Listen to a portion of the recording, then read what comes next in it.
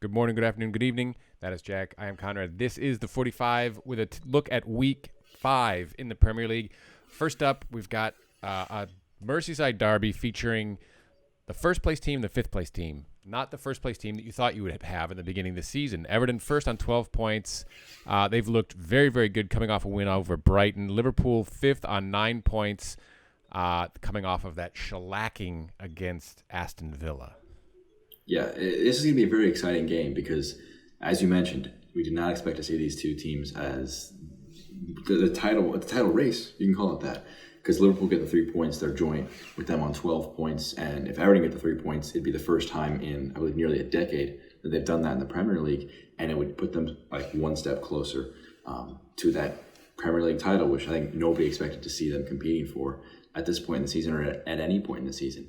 But it's a credit to Ancelotti. Klopp said earlier today that he was afraid when Ancelotti got hired at Everton, and due reason to be, because they've made some good signings, and that has translated into good success. For Liverpool, though, they're still probably the favorites in this match, even after that 7-2 loss to Villa. Getting Thiago and Sadio Mane back from COVID-19 will be big for them. So I imagine they'll have that motivation to prove themselves again as the big team that Merseyside is red. But it's going to be very exciting, very early on Saturday, but it'll be a good game to get up for. Liverpool unbeaten in 23 matches against Everton. Everton looking to be perfect in their first five matches since 1938-39 season, right? It's a long time for them. Interesting to see how Adrian and Pickford fare in net. Obviously, Adrian's second choice. Pickford has not been faring very well of late. But I do think the other thing is everybody come back healthy. They're all going to have to pass their tests today and tomorrow. And, I think having an international break right now is one of the stupidest things you could possibly be doing. But here we are. Everybody's got to deal with it. When I saw friendly matches being played, I was just kind of stunned because who cares if Switzerland and Germany play? And I'm not sure if that was a friendly or if that was a Nations League game. But who cares? Just minimize risk is the simple motto that should be taken by all footballing federations across the world. I don't get it. But I do agree with you. I think Liverpool will have enough motivation coming off of that shellacking, especially. It doesn't take much to get up in a Merseyside derby, but I do see Liverpool taking the full 3 points here as well. Next up, Teacher and Apprentice, except this time City sit on 14th place with 4 points, only played 3 matches. Arsenal looking pretty good, 4th on 9 points thus far.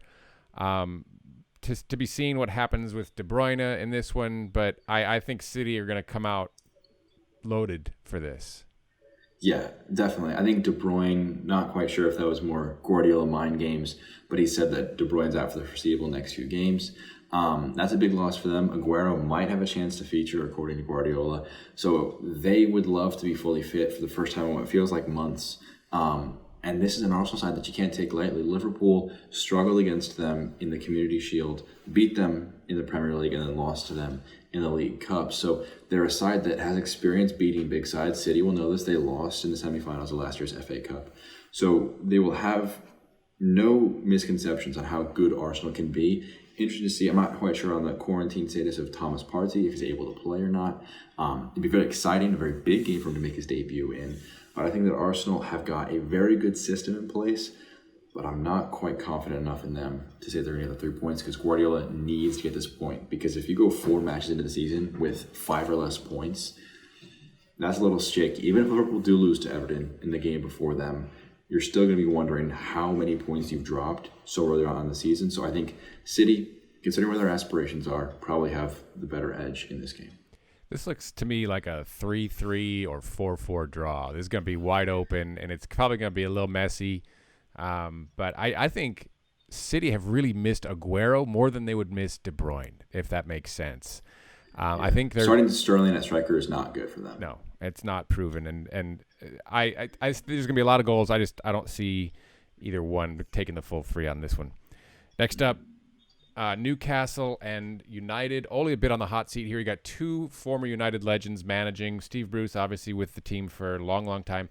But Newcastle 9th on 7 points. United 16th with 3 points from their first 3 matches. They don't look very good at all. Yeah. And there are many issues to address with Manchester United. Start with the positives first, actually. Alex Telles could make his debut. Edison Cavani will be a good striking option, a lot of experience.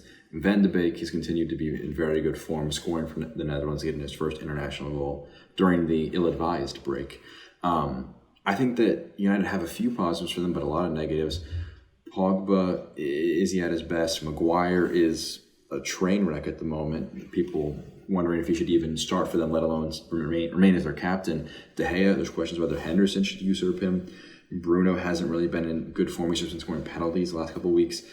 And Newcastle, to their credit, they've got a lot of exciting pieces. Callum Wilson and Alan St. Maximin are going to be very tantalizing options. And if Maguire starts, it's not going to be an easy match by any stretch of the imagination for them. So I think that this is it's a test for Steve Bruce's men, because United, they'll be disappointed because Manchester United are going to come into it with a lot of motivation to erase that 6-1 loss from their fans' memories and to show that they're ready to continue their push under Ole. But, I mean, there have been rumors about Ole being close to the sack, and if they lose this match, those rumors will only increase in volume.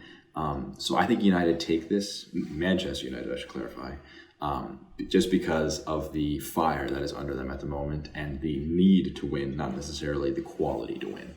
Yeah, I don't think they've got the unity to pull it off, to be honest with you. I understand what you're saying in terms of they should be on fire, they should be pissed off, and they should be wanting to come in here. I just don't know that they've got that esprit de corps in that side, and I don't know that Ole's lost the team, but it depends which Newcastle shows up as well, right? They've been a bit inconsistent, but they can score goals. They're defensively pretty solid.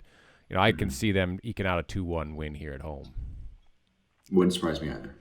Next up, Spurs and Hammers, yet another London derby. Spurs come in 6th on 7 points. They've looked very good. We've talked about how well they did in the transfer window. Hammers 10th on 6 points, a little bit inconsistent. Do they have enough? We both have them in the lower half of the table, if actually going out. One of us do. Mm-hmm. But I think Spurs are gonna just destroy Hammers in this match.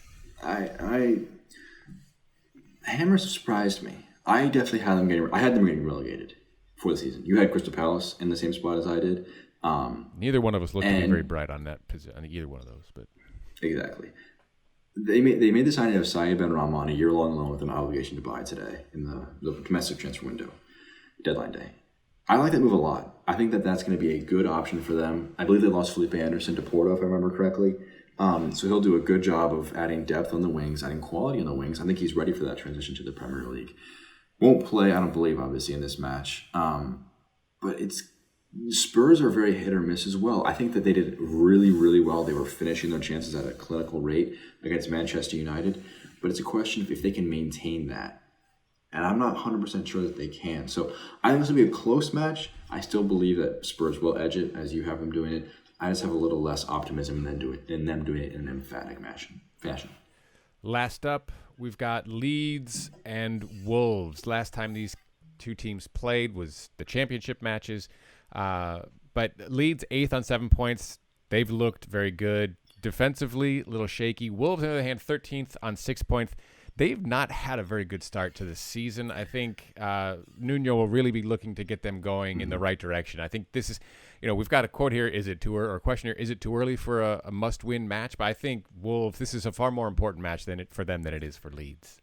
I don't think Wolves are anywhere near struggling for relegation. The points don't. They favor them. They're in 13th with 6 points. But for their aspirations, I feel like this is a must-win because Leeds are a side that you cannot afford to be beaten in the table. Because if you're beaten by Leeds in the table, there's no chance that you're getting back to the Europa League, which is where you want to be ultimately. Finishing 7th last season and not getting back into the Europa League will be disappointing for them. And so I think this is a very big match for them because they have to also prove, hey, we're up to it. They've had some pretty bad performances so far this season, and it's been mixed in with some bright moments. So it's really tough to say where Wolves are at. Same thing with Leeds. They've been a bit shaky defensively, been really bright going forward, finishing their chances, something they struggled to do in the championship. So it's really tough to say where these two teams are going to finish up come the 90 minutes.